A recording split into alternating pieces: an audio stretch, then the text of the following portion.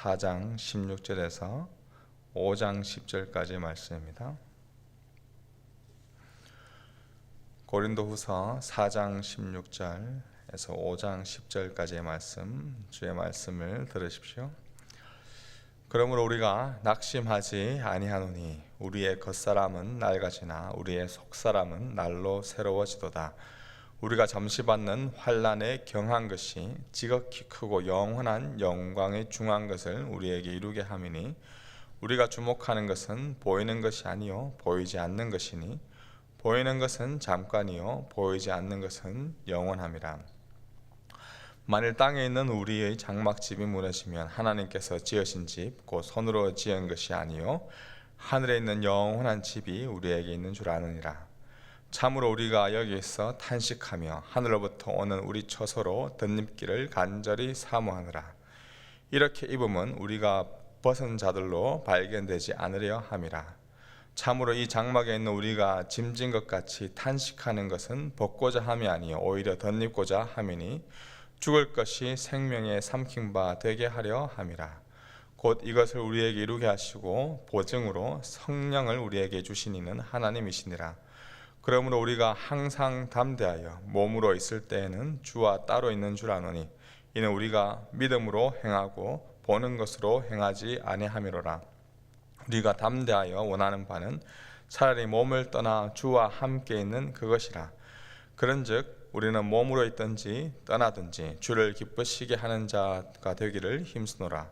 이는 우리가 다 반드시 그리스도의 심판대 앞에 나타나게 되어 각각 선악간에 그 몸으로 행한 것을 따라 받으려 함이라. 아멘. 어제 본문 14절에 보면 바울은 이 부활 신앙을 고백하고 있습니다. 주 예수를 다시 살리시니가 예수와 함께 우리도 다시 살리사 너희와 함께 그 앞에 서게 하실 줄을 안다. 바울은 하나님이 그의 아들 예수님을 죽은 자 가운데 다시 살리셨던 것처럼 우리 성도들 또한 다시 살리시고 예수님 앞에 서게 하실 분임을 믿음으로 고백합니다. 이러한 부활을 믿는 자의 삶은 어떻게 우리가 삶을 살아갈 수 있을까요?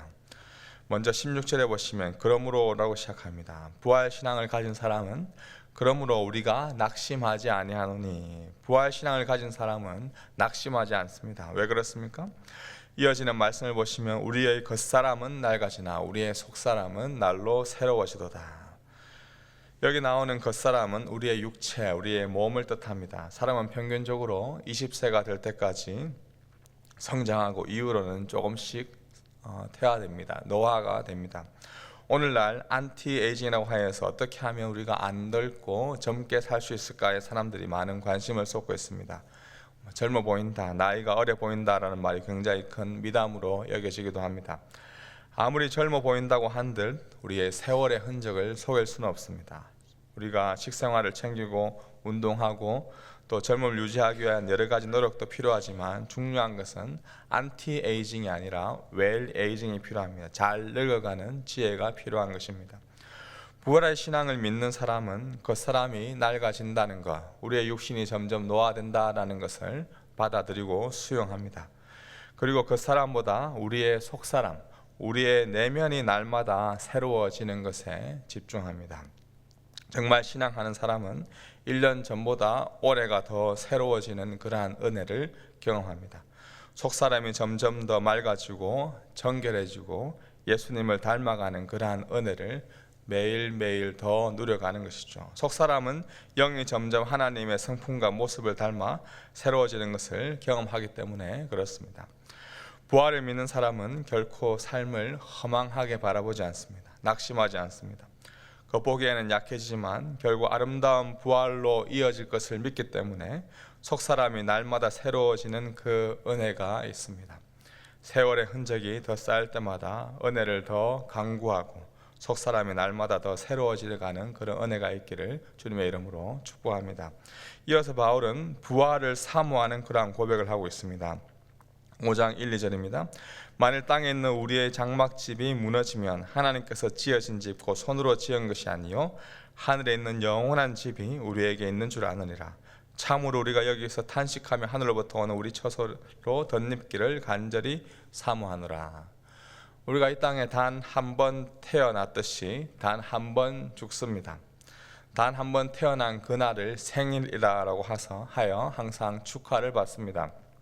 반대로 단 한 번 죽게 되는 그날은 축하가 아닌 슬픔의 날로 기억됩니다. 죽음은 결코 반가운 일이 아닙니다. 가장 슬픈 순간이라고 할 수 있습니다. 그런데 부활을 믿는 자의 삶은 가장 슬픈 죽음을 맞이한다고 하더라도 오히려 감사의 제목이 됩니다. 땅에 있는 우리의 장막, 즉 우리의 육신이 썩어서 흙으로 돌아가지만 하늘로부터 오는 우리의 새로운 처소, 부활의 몸이 임할 것을 믿기 때문에 소망이 있습니다. 이 약속을 믿는 자에게는 기쁨으로 그날을 사모하며 기다리는 소망이 있습니다. 봄을 맞이해서 땅에 씨앗을 심는 분들이 계십니다. 한 알 한 알 씨앗을 심으면서 먹을 씨를 땅에 버리는 것이 아닙니다. 하늘의 씨가 땅에 심겨져서 죽을 때 새로운 생명이 태어나고 새싹으로 돋아나는 것을 사모하고 믿기 때문에 씨를 심습니다. 바울은 앞서 보낸 고린도전서의 편지에서 이렇게 설명합니다. 어리석은 자여, 네가 뿌리는 씨가 죽지 아니하면 살아나지 못하겠고. 그렇습니다. 바울은 죽어야 다시 살아나는 그 자연의 원리를 통하여서 우리 인간의 부활 또한 설명하고 있습니다. 그래서 예수님의 부활을 잠자는 자들의 첫 열매다라고 표현합니다. 새로운 부활의 몸으로 다시 살아나신 그 예수님은 부활의 첫 열매이십니다. 그리고 그 예수님이 새로 입으셨던 그 장막은 잠시 있다가 무너져 내릴 그러한 육신이 아니라 영원한 장막입니다. 그 부활의 몸, 그 부활의 날을 기대하며 사모하며 하루하루 살아가는 것, 그것이 바로 부활신앙을 믿는 자의 삶입니다. 마지막으로 바울은 이러한 부활신앙을 믿는 자들에게 9절과 10절에 이렇게 권면하고 있습니다. 그런즉 우리는 몸으로 있든지 떠나든지 주를 기쁘시게 하는 자가 되기를 힘쓰노라. 이는 우리가 다 반드시 그리스도의 심판대 앞에 나타나게 되어 각각 선악간에 그 몸으로 행한 것을 따라 받으려 함이라. 부활을 믿는 자는 이 부활 자체를 준비하는 그 삶을 살아갑니다. 매일 주를 기쁘시게 하는 자 되기를 힘쓰는 삶, 나 자신을 위해서 나의 기쁨을 위해 살아가는 것이 아니라 부활의 첫 열매가 되신 그 예수 그리스도, 그분을 기쁘시게 하는 삶, 하나님께 영광이 되는 그 삶을 살아가면서 그 부활의 날을 준비해 갑니다. 왜냐하면 10절에 우리가 다 반드시 그리스도의 심판대 앞에 서게 될 그 날이 오기 때문입니다. 부활하게 되는 그날은 주님 앞에 서는 날입니다. 이 날이 반드시 오는 것을 알고 믿는 자는 그날을 사모하고 그날을 준비하는 그러한 삶을 살아갑니다. 영화배우 전지현과 이정재 주연의 암살이라는 영화가 있습니다. 이정재는 독립군인 척하지만 사실은 독립군의 정보를 일본에게 넘기는 그 이중 간첩입니다. 이정재의 배신으로 독립군의 계획이 수포로 돌아가고 그 피해가 이만저만이 아니었습니다. 이런 나쁜 인간이었지만 해방이 되었어도 별탈 없이 지냈습니다. 바로 그때 독립군의 이름으로 이정재 앞에 주인공 전지현이 나타나서 또한 그를 처단하는 그 일이 있습니다. 그때 전지현이 이정재에게 묻습니다. 왜 민족을 배신하고 동지를 팔아 넘겼느냐? 그러자 이정재가 한마디로 대답합니다. 몰랐으니까. 해방될 줄 몰랐으니까. 그래서 배신의 삶을 살았다고 합니다. 해방될 줄 알았으면 그렇게 살았겠느냐라고 오히려 반문하죠. 저와 여러분은 모두가 다 심판대 앞에 반드시 서게 될 그날이 올 것입니다.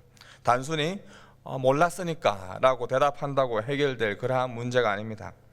보이는 것을 쫓다가 보이지 않는 영원한 것을 놓쳐버리는 그러한 인생이 되지 않기를 소망합니다. 예수님이 잠자는 자들 가운데 부활하셔서 첫 열매가 되셨던 것처럼 우리 또한 반드시 부활할 것입니다. 이것은 모르는 일이 아닙니다. 성경에 기록된 대로 반드시 성취될 일입니다. 부활신앙을 가진 자로서 그날을 사모하며 하루하루 걸어가는 우리의 복된 날 되기를 소망합니다. 내가 가는 길이 좁고 불편할 때, 찾는 사람이 적고 외로울 때, 하루하루 살아가는 것이 고단하고 참 견디기 힘든 그 순간에도 부활의 그날을 소망하며 기억하며 주를 기쁘시게 하는 자 되기를 힘쓰는 우리의 삶이 되기를 소망합니다. 겸손히 주를 섬기며 나아갈 때 괴로운 일들이 여전히 우리에겐 사라지진 않습니다. 그러나 이것이 영원한 것이 아니라 오늘 말씀에 보면 잠시 받는 약한 것이다, 경한 것이다, 잠시 받는 고난이다라고 이야기합니다. 무거운 것이 아니라 가벼운 것입니다. 정말 지극히 크고 영원한 무거운 것은 바로 예수님께서 우리에게 이루실 그 영광, 부활의 소망입니다. 그 영광의 날을 사모하고 주목하면서 겸손히 오늘도 주를 섬기며 주님을 기쁘시게 하는 우리의 삶이 되기를 주님의 이름으로 축복합니다. 우리 아까 불렀던 찬송가 새 찬송가 212장 통일